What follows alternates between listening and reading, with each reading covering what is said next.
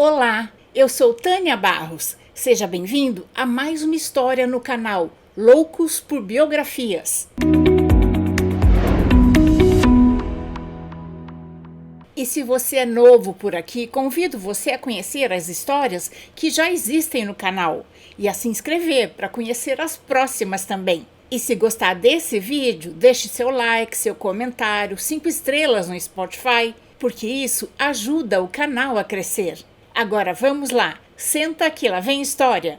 Hoje vamos conhecer um pouco da vida e da obra do aeronauta, inventor e esportista brasileiro Alberto Santos Dumont, o pai da aviação. Santos Dumont projetou, construiu e voou os primeiros balões dirigíveis com motor a gasolina e com o 14 bis executou em Paris o primeiro voo em um aparelho mais pesado que o ar, homologado na história.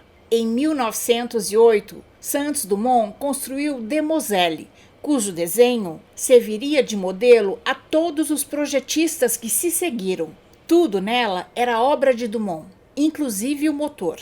Santos Dumont não lucrou um tostão com a invenção do avião. Ele doou publicamente suas patentes para que mais pessoas pudessem construir seu próprio avião de forma barata. O que ele queria era o progresso do transporte via aéreo, que tanto amava. Mais um brasileiro que vale a pena conhecermos a história. Alberto Santos Dumont nasceu na fazenda Cabangu, em Minas Gerais, no dia 20 de julho de 1873. Foi o sexto dos 8 filhos de Henrique Dumont, um engenheiro francês, e de Francisca Santos Dumont. Quando Santos Dumont nasceu, seu pai trabalhava na construção do prolongamento da Estrada de Ferro Central do Brasil. Em 1879, quando Santos Dumont estava com 5 anos, seu pai vendeu a fazenda e mudou-se com os 8 filhos e a esposa para o interior de São Paulo, próximo a Ribeirão Preto, onde comprou a fazenda Arindeúva, ocupando-se com o plantio e o beneficiamento do café, através da empresa Dumont Coffee Company. A propriedade, que logo ganhou o nome de Fazenda Dumont, em poucos anos se transformou no maior estabelecimento agrícola do Brasil. Entre 1883 e 85, Santos Dumont estudou num dos melhores colégios que havia no interior de São Paulo, o Culto à Ciência em Campinas. Desde pequeno, quando brincava com seus 7 irmãos e irmãs, olhava para o céu e dizia que um dia o homem iria voar.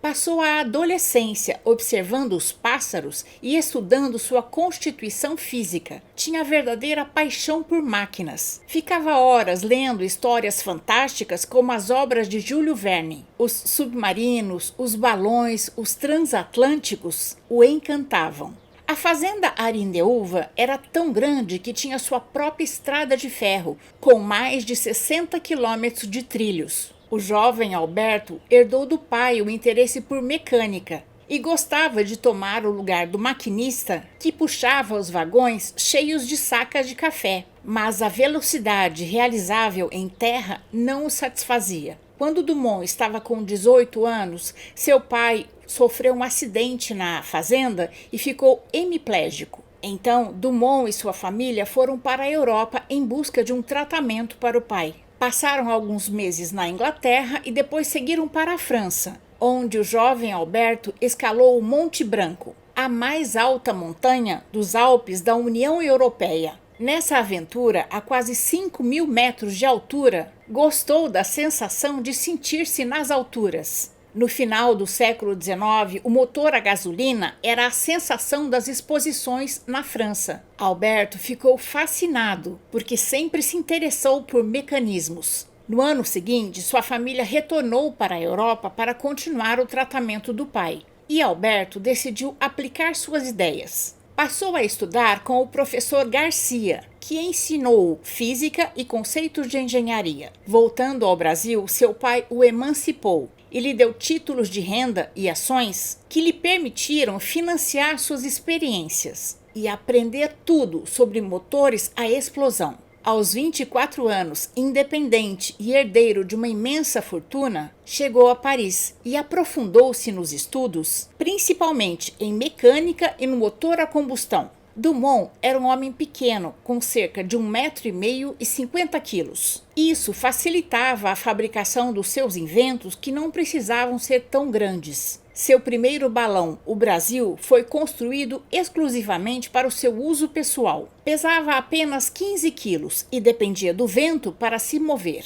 Depois veio o América, maior e capaz de transportar alguns passageiros. Simultaneamente ao balonismo, Dumont começou experiências de dirigibilidade. Ansiava por poder controlar o voo. E para isso desenhou uma série de balões alongados, dotados de lemes e motores a gasolina. Construindo seus balões e realizando experiências, foi se desenvolvendo e aprendendo os mistérios da navegação aérea. O balão número 3 já possuía um motor a gasolina. Dumont mandou construir em Saint-Cloud um hangar comprido e alto o bastante para comportar o número 3, com um invólucro completamente cheio e os dispositivos necessários para a fabricação do gás hidrogênio. Santos Dumont era extremamente elegante, gostava de ditar moda no país da moda. Sua marca eram os colarinhos altos, punhos engomados e botas que o faziam parecer mais alto. Ele era endeusado pela sociedade parisiense, que o chamava de Petit Santo.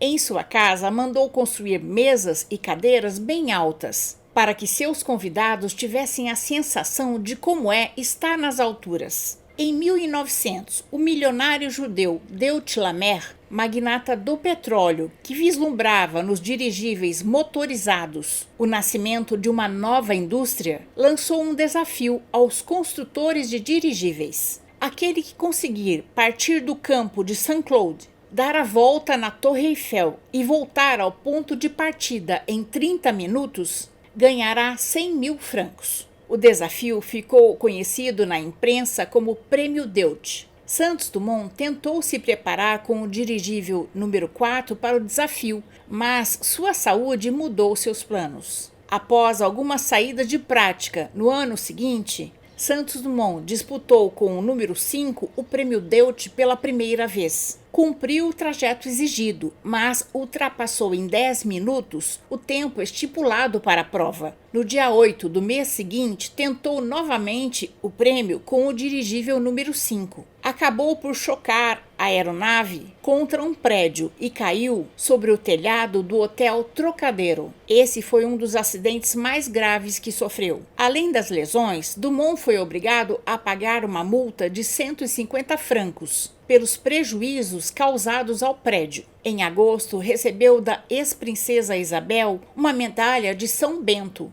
para protegê-lo dos acidentes. Em 19 de outubro de 1901, com o balão número 6, ele finalmente executou a prova a 300 metros de altura, equilibrando-se de pé no esqueleto de madeira. Ganhou fama pela bravura e o prêmio milionário e tornou-se reconhecido como o maior aeronauta do mundo e o inventor do dirigível. O prêmio era então de 129 mil francos, que Santos Dumont gentilmente distribuiu entre sua equipe e os desempregados de Paris, causando um enorme impacto no coração dos franceses. A princesa Isabel ofereceu um banquete em Paris a Santos Dumont por seu feito histórico. Com a conquista do Prêmio Deutsch, Santos Dumont passou a receber carta de vários países, em diversos idiomas, cumprimentando-o. Revistas publicaram edições ricamente ilustradas para reproduzir sua imagem e perpetuar o feito. Homenagens não lhe faltaram na França, no Brasil, na Inglaterra e em outros países. Ainda em 1901, o presidente Campos Salles enviou-lhe um prêmio no mesmo valor do Prêmio Deutsch, bem como uma medalha de ouro com sua efígie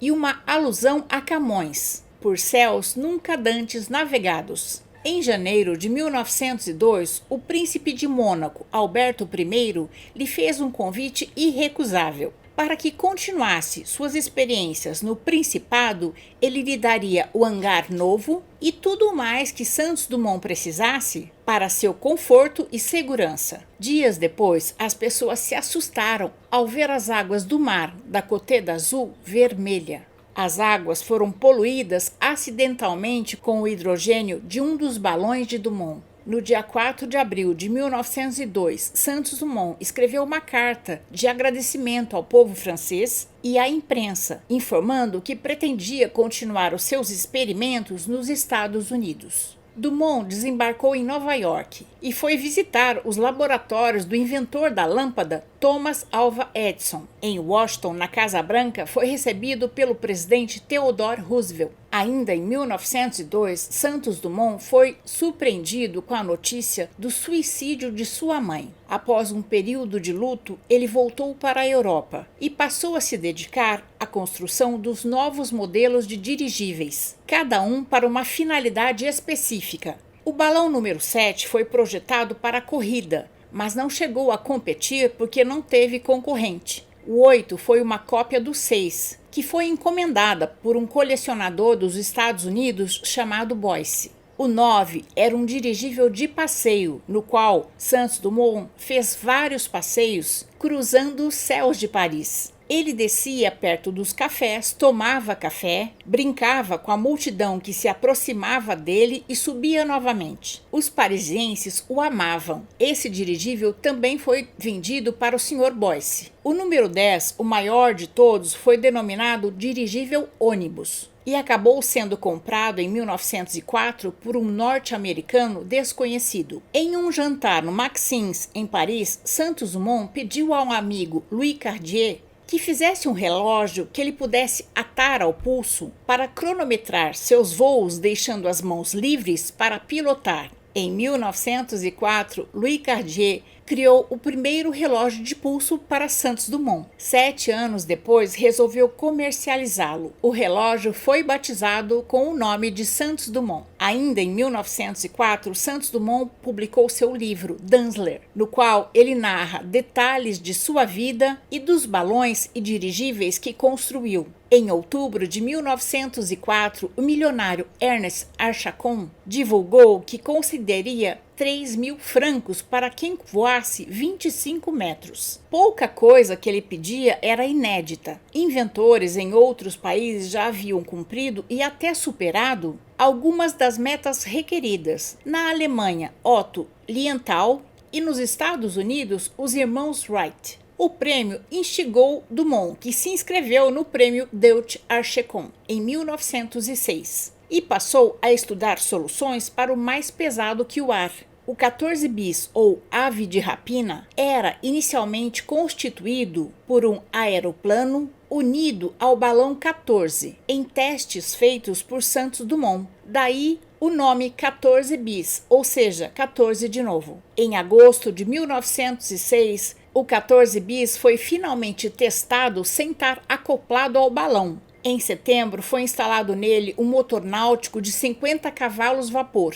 No dia 23 de outubro de 1906, no campo de Bagatelle, em Paris, a aeronave 14 bis subiu a uma altura de 50 metros, que corresponde à altura de um prédio de 16 andares, e pousou a 60 metros de onde partira. Cerca de 1.000 pessoas o assistiam. A multidão comemorou com entusiasmo, correu até Santos Dumont e o carregou com triunfo. A prova foi cumprida com mais do dobro da distância pré-determinada e o voo havia se dado unicamente pelos próprios meios do aparelho, o que constituía uma façanha inédita. Nessas condições, o primeiro voo, pela definição concreta de um avião, havia se concretizado. Só que os juízes, tomados de emoção, se esqueceram de cronometrar o voo e o recorde não foi homologado. Todas as medidas do voo, altura, distância e tempo, tiveram que ser estimadas. Eles só puderam certificar que a distância mínima pedida de 25 metros foi cumprida, e Santos Dumont foi declarado ganhador do prêmio Archecon. Ele fez ainda o dirigível número 15 de madeira, o número 16, um misto de dirigível e avião, e o número 17 e 18, um deslizador aquático. Descontente com os resultados dos dirigíveis 15 a 18, fez uma nova série de tamanhos menores, mais aprimorados. Em 1908, Dumont construiu o Demoiselle, a primeira grande máquina voadora cujo desenho serviria de modelo a todos os projetistas que se seguiram. Tudo nela era obra de Dumont, inclusive o motor. Na primeira exposição da aeronáutica, realizada em Paris em 1910, a Demoiselle foi um sucesso. Em janeiro de 1909, Santos Dumont recebeu o primeiro brevet de aviador na França. O brasileiro passou a ser o único homem do mundo detentor de 4 brevets: balão dirigível, balão livre, aeroplano biplano e monoplano. Santos Dumont começou a sofrer de esclerose múltipla, encerrou sua carreira e as atividades de sua oficina em 1910 e retirou-se do convívio social. Em agosto de 1914, a França foi invadida pelas tropas do Império Alemão. Era o início da Primeira Guerra Mundial. A Demoiselle, criada por Santos Dumont, serviu de modelo para os aviões que foram usados na Primeira Guerra Mundial. Os aviões substituíram a cavalaria. Os aeroplanos começaram a ser usados primeiro para observação de tropas inimigas e depois para combates aéreos. As esquadrias começaram a se formar e Dumont viu de uma hora para outra seu sonho se transformar em pesadelo e passou a sofrer de depressão. Ele não se conformava de ter criado uma máquina que tinha dado tantas glórias a ele e ao Brasil que agora estivesse sendo usada para matar. Em 1915, participou do 11º Congresso Científico Pan-Americano nos Estados Unidos, tratando do tema utilização do avião como forma de facilitar o relacionamento entre os países da América. Mas, mesmo na América, os aviões estavam sendo utilizados para fins militares. Nos Estados Unidos, por exemplo, eram produzidos 16 aviões por dia. Nesse mesmo ano, sua saúde piorou e ele decidiu voltar para o Brasil. No retorno, passou por Foz do Iguaçu, onde teve um papel importante na luta pela abertura das cataratas para visitação pública. As cataratas eram propriedade particular do uruguaio Frederic Engel e Santos Dumont exerceu um papel decisivo na reestatização das cataratas. Ele não aceitava que um homem só pudesse ser dono de um patrimônio da humanidade. Foi morar em Petrópolis, no Rio de Janeiro, cidade que desde a época do Império era o ponto de encontro da elite brasileira. Lá projetou e construiu o seu chalé A Encantada. O chalé era tão incomum como o homem que o idealizou. Ele foi construído em um terreno pequeno e inclinado, e para chegar lá em cima, os degraus eram individuais para sempre se entrar no chalé com o pé direito. Não havia cozinha nem mesa de jantar. Quando Dumont queria comer, mandava trazer de um hotel que existia perto. O chalé A Encantada atualmente é um dos museus mais visitados do Brasil. Ele não tinha uma morada fixa, se deslocava entre Paris, São Paulo, Petrópolis e a fazenda Cabangu. Em janeiro de 1926, Santos Dumont apelou para a Liga das Nações para que impedisse a utilização de aviões como armas de guerra. Chegou a oferecer 10 mil francos para quem escrevesse a melhor obra contra a utilização dos aviões na guerra. A Liga das Nações é a antecessora da ONU, Organização das Nações Unidas, que passou a se chamar ONU após a Segunda Guerra Mundial. Em 1928, Santos Dumont retornou ao Brasil, a bordo do navio Capitão Arcona. A cidade do Rio de Janeiro parou para recebê-lo em festa, mas o hidroavião, que fora batizado com o seu nome e levava a bordo professores da Escola Politécnica e grandes nomes da engenharia que iriam fazer sua recepção ao sobrevoar, o navio onde Santos Dumont estava despencou nas águas da Baía da Guanabara. Nenhum dos tripulantes sobreviveu. Abatido, ele suspendeu as festividades e retornou a Paris imediatamente. Nesse mesmo ano, esteve internado em casas de saúde em Biarritz e Orthez, no sul da França. Antônio Prado Júnior, ex-prefeito do Rio de Janeiro, que na época era a capital do Brasil, foi exilado na França durante a Revolução de 1930 e foi visitar Santos Dumont e o encontrou muito debilitado. Preocupado, Prado Júnior entrou em contato com a família de Dumont e seu sobrinho, Jorge Dumont Vilares, foi buscá-lo e o trouxe de volta ao Brasil. Em seu retorno, Santos Dumont passou tempo em uma clínica em Araxá, em Minas Gerais. Depois, mais recuperado, instalou-se com seu sobrinho no Grande Hotel La Plage, no Guarujá, litoral de São Paulo. Nesse ano, 1932, ocorreu a Revolução Constitucionalista, um levante armado protagonizado por São Paulo contra o governo revolucionário de Getúlio Vargas. Durante esse conflito, provavelmente aeronaves sobrevoaram o Guarujá,